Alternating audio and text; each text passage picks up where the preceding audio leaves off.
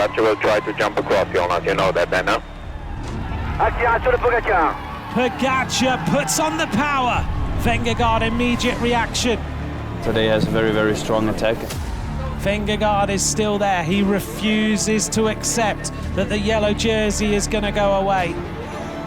When it was steep, I was catching back sometimes, so I think he gained the most of the time when it was more flat, because he has his total power.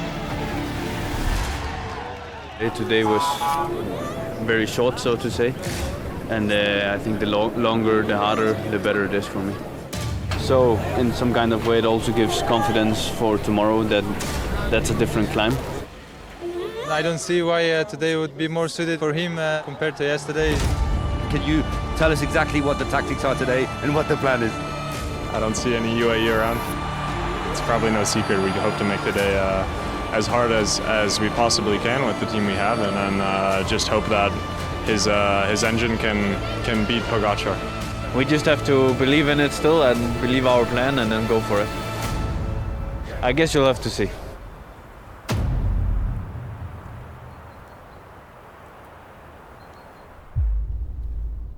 Stage 15 is a Bastille Day beast. Almost 200 kilometres, 5 climbs and 4,800 metres of elevation gain. A fitting profile for the Queen stage of this Tour de France. This is a horrible start. It's one of those days that the climbers love and the sprinters will be dreading. They were climbing as soon as the flag dropped up the Col de Beille. Towards the summit, Romain Bardet attacked, and he was followed by David Gaudu and Oya Lascano, who continued their scrap for King of the Mountains points.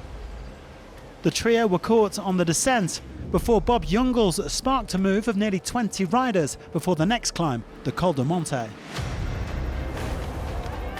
Le peloton est à 1,25, 1 minute 25 secondes. These Melissa bike take the front of this peloton, get themselves set for this descent.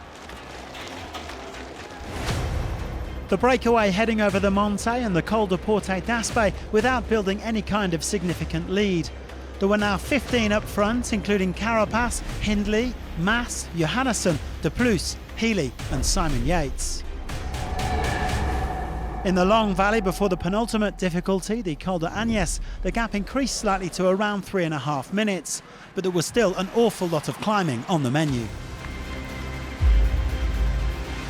The team of Red Bull Bora Hansgrohe are really starting to put the pressure on at the front to see if they can build this advantage.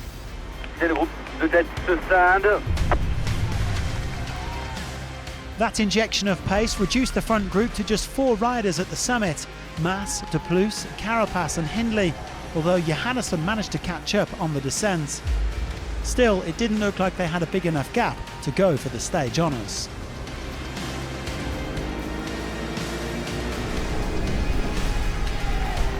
Le retard du groupe maillot jaune, 2 minutes 40, 2 minutes 40.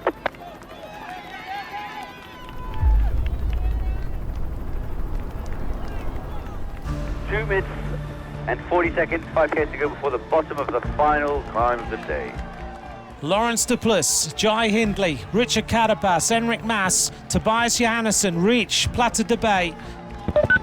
We of course still a hard fight to drop Pogačar. We need a big pull of Matteo for the first 20 minutes, and then Jonas, you just have to use your TT after that, and we believe in that he will get in problems, huh?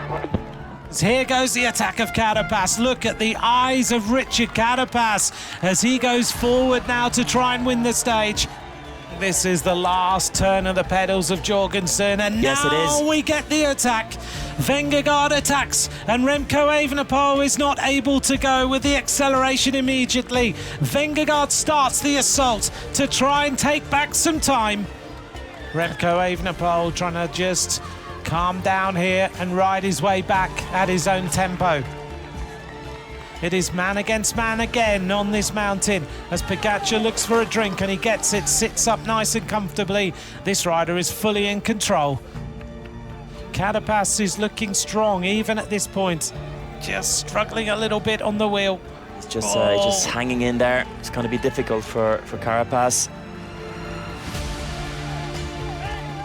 Although a little gap between the two wheels, but he will always leave that just on Vingegaard's wheel. But Vingegaard's trying to up it a little bit more. And here's the attack. And Pogačar now strikes. And this is the moment that Tadej Pogačar is going to put Jonas Vingegaard to the sword. 5.3 kilometers to go. Vingegaard looked around and it was almost that moment of, I've done enough and I can't get rid of you. And Pogačar thinks, right now, I'm going to put you completely out of the picture in this tour. Really good job. You did everything, Jonas. Pogačar is better, then we have to accept this, huh? This has been a massive day in the Tour de France, the 111th edition of the Tour. Jonas Vingegaard asked his Visma Lease bike team to ride all day in the mountains. They rode a massive tempo. Vingegaard tried to get rid of everybody, but one rider had the answer. This rider heads now to the top of Plateau de Beille. The Giro Tour double is on. This is a pivotal moment in the Tour de France. Tadej Pogačar, 14th stage win in his career. Jonas Vingegaard tried all day. He put his team on the front. He gave it a huge effort to try and make this stage his own. In the end, a moment of weakness capitalized by Tadej Pogačar.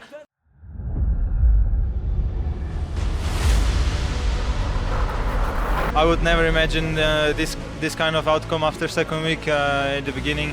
So yeah, I'm super happy with my shape. And usually I always struggle with the heat, and today the team did super good job with cooling me down and everything. And yeah, it was an incredible day. Half of your stage victories have been here in the Pyrenees.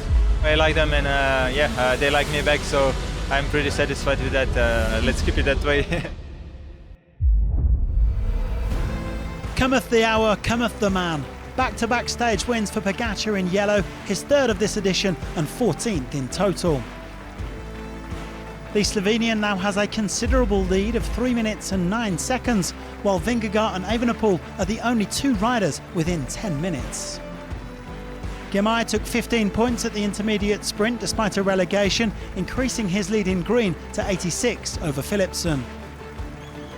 Pogačar has tightened his grip on the polka dot jersey, which Vingegaard will continue to wear next week. The gap is 19 points. And Evenepoel leads the youth classification by a handsome margin of over 6 minutes from Carlos Rodriguez.